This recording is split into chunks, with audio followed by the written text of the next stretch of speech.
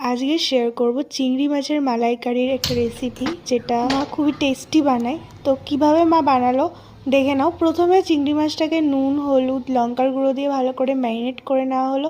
তারপর কড়ার মধ্যে সর্ষের তেল গরম করে তার মধ্যেই চিংড়ি মাছগুলো একে একে ভেজে নিতে হবে। চিংড়ি মাছগুলোকে ভাজার পরে একে একে এগুলোকে একটা পাত্রে তুলে নিল।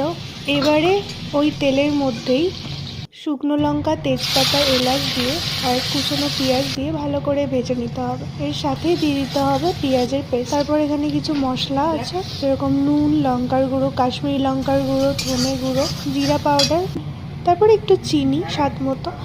এবারে দিতে হবে আদা, শুকনো লঙ্কা আর রসুনের একটা পেস্ট দিয়ে ভালো করে কষিয়ে একটু গ্রেভির জন্য জল দিয়ে মাছগুলোকে দিয়ে ভালো করে নাড়িয়ে চাড়িয়ে তারপর ঢাকা দিয়ে কিছুক্ষণ রাখতে হবে।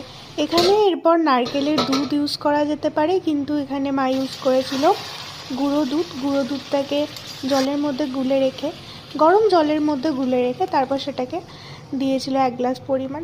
তারপর সবার লাস্টে কাঁচা লঙ্কা আর গরম মশলা ছড়িয়ে রেডি হয়ে গেল খুবই টেস্টি চিংড়ি মাছের মালাইকারি। দেখলে তো কত সহজে কিন্তু বানানো যায় রেসিপিটা।